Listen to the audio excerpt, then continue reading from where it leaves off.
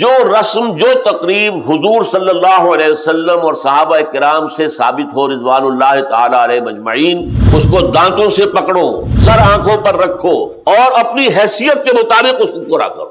لیکن جس تقریب یا جس رسم کا کوئی ثبوت دور نبوی سے نہ ملے، دور صحابہ سے نہ ملے، وہ یقیناً کہیں باہر سے آیا ہے، کسی جاہلیت کا ہم پر حملہ ہوا ہے، یا خود اپنے اگر ہندوؤں سے ہم مسلمان ہوئے تھے تو ہمارا ابھی ہندوانہ پس منظر چل رہا ہے۔ تو ایسی چیزوں کا کم کرنا نہیں، وہ کم سے تو پھر بڑھ کر وہ پودا دوبارہ پھر پورا ہو جاتا ہے، جڑ کاٹ دینا، سرے سے نفی، وجود ہی نہ رہے ان چیزوں۔ خدا کے بندو، حدیث موجود ہے، اعلنوا ھذا النکاح وجعلوہ فی المساجد، ترمذی شریف کی روایت، نکاح کا اعلان عام کیا کرو اور مسجدوں میں منعقد کیا کرو۔ کیا ہو گیا علماء کو، کہاں چھپا رہے ہیں اس حدیث کو؟ اگر حضور کی بیٹیوں کے نکاح مسجد میں ہوئے تو کون مسلمان ہے جو کہہ سکے میری بیٹی زیادہ باعزت ہے فاطمہ سے رضی اللہ تعالی عنہ؟ میری بیٹی کا نکاح مسجد میں کیسے ہو؟ دیکھو، عیسائیوں میں اب تک یہ رسم موجود ہے، انہوں نے اپنے چرچ اور پادری کی یہ عزت برقرار رکھی ہے کہ شہزادی کی شادی ہو یا شہزادے کی ہو، چرچ میں ہوگی۔ کوئی پادری ان کا بغل میں کتاب دبا کر بیٹھا ہوا انتظار نہیں کرے گا کہ عصر کا وقت تھا نکاح کا، بیٹھے مولوی صاحب ابھی بارات نہیں آئی، بیٹھے بیٹھے سوکھ رہے ہیں۔ وہ پہلے 30 40 50 روپے مل جاتے تھے، اب 300 400 500 مل جائیں گے، اور کیا ہوگا؟ اور وہاں کیا ہوتا ہے؟ شہزادہ یا شہزادی چرچ میں آؤ، پادری کے سامنے کھڑے ہو کر ایجاب و قبول کرو۔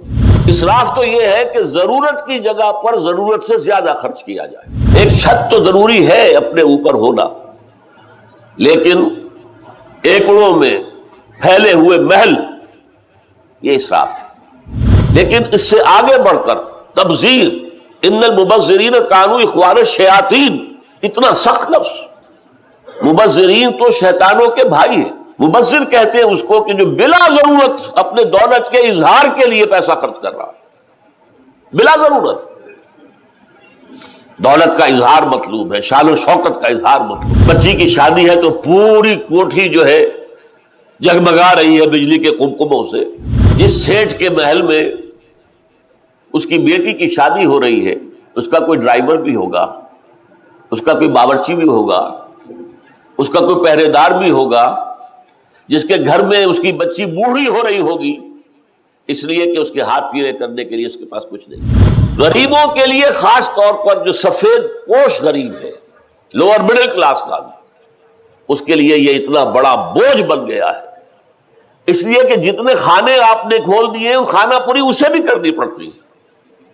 وہ سوچتا ہے میری بچی کیا کہے گی؟ یہ قریب میں شادی ہوئی تھی اور کوٹھی جو ہے بقعہ نور بنی ہوئی تھی، میرا باپ کیا 2 جھالریں بھی لا کر نہیں لٹکا سکتا؟ جس شخص کے ہاں 3 4 بیٹیاں ہو جائے اس کی راتوں کی نیند حرام ہو جاتی۔ کیسے ان کے ہاتھ پیلے کروں گا؟ کہاں سے لاؤں گا؟ ڈاکہ ماروں گا؟ کیا کروں گا؟ کہاں سے کروں؟ مسجدوں میں ہم واعظ سنتے ہیں، کل مومن اخوۃ، تمام مسلمان تو آپس میں بھائی بھائی ہے۔ کیا میں اور یہ بھائی ہیں آپس میں؟ ہر شخص واعظ کہنے والا کہتا تھا سادگی ہونی چاہیے، سادگی ہونی چاہیے، سادگی ہونی چاہیے۔ لیکن غور کیجئے آپ کہ سادگی ایک بے معنی لفظ ہے۔ غریب کی سادگی کچھ اور ہے، امیر کی سادگی کچھ اور ہے، جھگی میں رہنے والے کی سادگی کچھ اور ہے، اور محل میں رہنے والے کی سادگی کچھ اور ہے۔ لڑکی والوں کی طرف سے نکاح کے موقع پر کوئی دعوت نہیں، قطعاً ثابت ہی نہیں۔ شادی کی دعوت صرف ایک ہے اور وہ ولیمہ ہے، صرف ایک۔ ولیمہ کیوں ہے؟ لڑکا جو ولیمہ دیتا ہے اس لیے کہ اس کا گھر آباد ہوا ہے، اس کے ہاں اصل خوشی ہے۔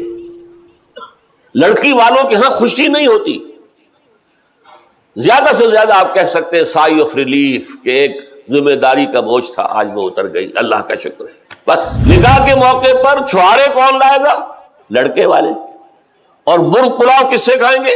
لڑکی والوں سے۔ ذرا عقل کے ناخن لو، جو تمہیں مرغ پلاؤ اور متنجن کھلا سکتا ہے وہ چھوارے نہیں بانٹ سکتا۔ دعوت ایک ہے، ولیمہ۔ اس کے لیے حضور نے اتنی تاکید فرمائی، اولمو، یہ احادیث ہیں، اولمو ولو بشاۃ، ولیمہ ضرور کرو چاہے ایک ہی بکری ہو تمہارے پاس۔ اور یہ عرب میں مفلس ہونے کی سب سے بڑی علامت تھی، وہاں تو بھیڑیں اور بکریاں پالتے تھے، ریوڑ ہوتے تھے۔ ایک ہی بکری ہے تو وہی ذبح کرو، گوشت پکاؤ، کھلاؤ۔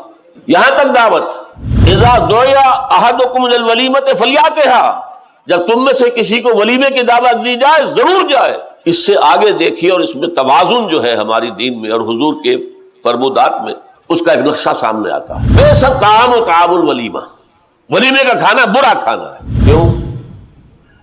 اس میں غریبوں کو نہیں بلایا جاتا. یہ تاکید ہے، اور یہاں تک تاکید ہے اگر تمہارے کسی بھائی نے نکاح کیا ہے اور اس کے پاس کچھ نہیں ہے ولیمے کے لیے، اپنے گھر سے کھانا لے جاؤ اور اس کے ساتھ جا کر بیٹھ کر کھا لو، سیلیبریٹ کرو. اب آپ سوچئے جس نبی نے دعوت ولیمہ پر اتنی تاکید ہمیں کی ہے، اگر لڑکی والوں کی طرف سے نکاح کے موقع پر دعوت میں بھی کوئی خیر ہوتا تو وہ ہمیں نہ سکھاتے، نہ بتاتے، کیا بخل سے کام لیتے؟